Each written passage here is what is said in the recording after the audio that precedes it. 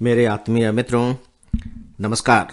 Friends, सबसे पहले तो मेरा बहुत बहुत आभार, धन्यवाद और आप सबका बहुत बहुत अभिनंदन इस बात के लिए कि कल मैंने अपने लाइफ मैनेजमेंट में जिस सिचुएशन की चर्चा की थी उसे बहुत सही तरीके से आप सब ने पकड़ा, बहुत ही खूबसूरत तरीके से पकड़ा, बहुत ही परफेक्ट तरीके से पकड़ा और आप में से कुछ ने उसे व्याख्यायित भी किया, जिसमें स्पेशली मैं सोनल सरताबे का नाम लेना चाहूँगा कि पूरे के पूरे उस वातावरण में जो उस वाक्य की जो महत्ता थी, विस्तार के साथ उन्होंने उसकी चर्चा की। यह सच पूछिए तो मेरे लिए बहुत बड़े आत्मसंतोष की बात है। फ्रेंड्स, दरअसल हुआ क्या था कि जब मैं इस उपन्यास को पढ़ रहा था तो मुझे ऐसा लग रहा था जैसे कि 45 डिग्री टेम्परेचर में दोपहर में मैं किसी रेगिस्तान की यात्रा कर रहा हूं। बिल्कुल इस तरह का तनावपूर्ण माहौल दिमाग में बन गया था। और जैसे ही मैंने इस वाक्य को पढ़ा, मैं अपनी अनुभूति आपके सामने रख रहा हूं, तो मुझे ऐसा लगा जैसे कि उस रेगिस्तान की यात्रा के दौर में अचानक ऐसा लगा मानो कि बादल का एक टुकड़ा मेरे सिर के ऊपर आया हो और अचानक उसमें से ठंडे जल की फुहारें निकल रही हूं। इस तरह का एहसास मुझे हुआ। सोच करके देखिए, ये राइटिंग की एक पावर है। राइटिंग आपको कितना ज्यादा अपने अंदर उतार लेती है, उसकी ताकत है। खैर, ये तो अब उस लेखक की महानता है जो इतने खूबसूरत तरीके से लिखते हैं।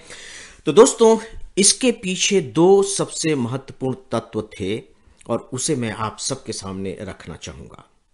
पहली बात, आप सब इस बात को महसूस कीजिए, नहीं किया हो तो आगे चलकर महसूस करने की कोशिश कीजिए, और वो ये कि हमारे जीवन में कितनी भी गंभीर परिस्थितियां क्यों न हो, कितने भी तनावपूर्ण क्षण क्यों न हो, लेकिन उन तनावपूर्ण क्षणों में भी ऐसी गुंजाइश होती है, यह संभावना बनी रहती है कि हम अपने रिलैक्स होने के लिए अवसर ढूंढ सकें।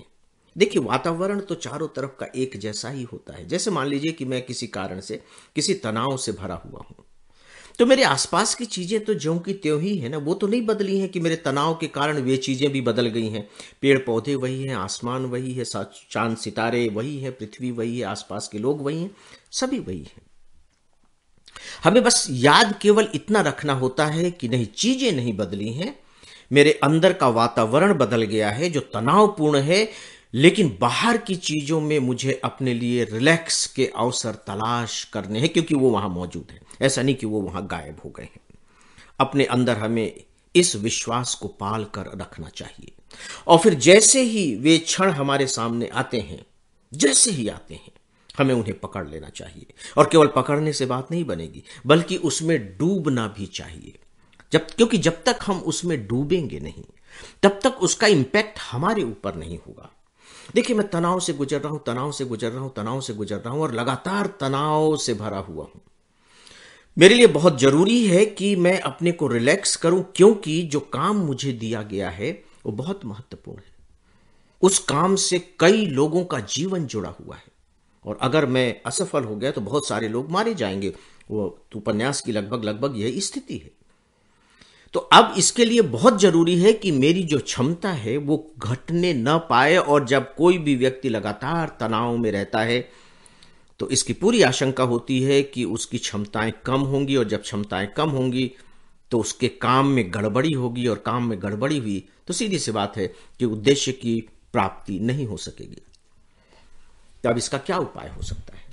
उपाय यही हो सकता है कि मैं अपने लिए तलाशूं कुछ ऐसी जगह, कुछ ऐसे घटनाएं, कुछ ऐसे लोगों का साथ जो मुझे पुनर्जीवित कर सके, या यूं कह लीजिए, ज्यादा अच्छा शब्द होगा कि पुनर्नवा कर सके। मेरे अंदर वो क्षमता फिर से आ सके जिस क्षमता के साथ मैंने इस काम की शुरुआत की थी। हालांकि तनाव उस समय भी थे, लेकिन मैं उस समय इतना घबराया हुआ नहीं था। मुझे लग रहा था कि मैं इसे कर लूंगा, कोई बात नहीं, मैंने उसे चुनौती के रूप में लिया था। लेकिन अब धीरे धीरे तनाव इतना बढ़ता चला जा रहा है कि वो चुनौती समर्पण में तब्दील होती चली जा रही, कि मैं जैसे समर्पण करने जा रहा हूं, मैं सरेंडर कर दूंगा, मुझसे अब ये नहीं हो सकता है।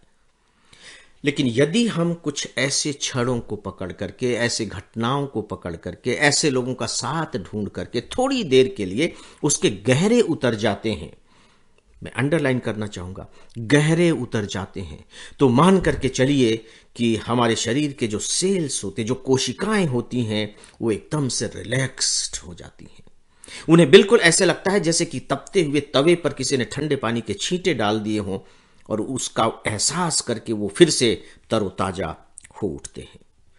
तो फ्रेंड्स, ये हमारी आदत होनी चाहिए, हमारी कोशिश होनी चाहिए। ये नहीं कि जब तनाव के क्षण हो तभी, हमारी आदत ये होनी चाहिए कि हमारे आसपास जो खुशनुमा माहौल हैं, जो लोग हैं, जो घटनाएं हैं, जो वस्तुएं हैं, उनमें हम थोड़ी सी डुबकी लगाने की कोशिश करें, आदत डालें, डुबकी लगाएं, ऊपरी तौर पर ही नहीं कि केवल सतह सतह से देख लिया और बात खत्म हो गई।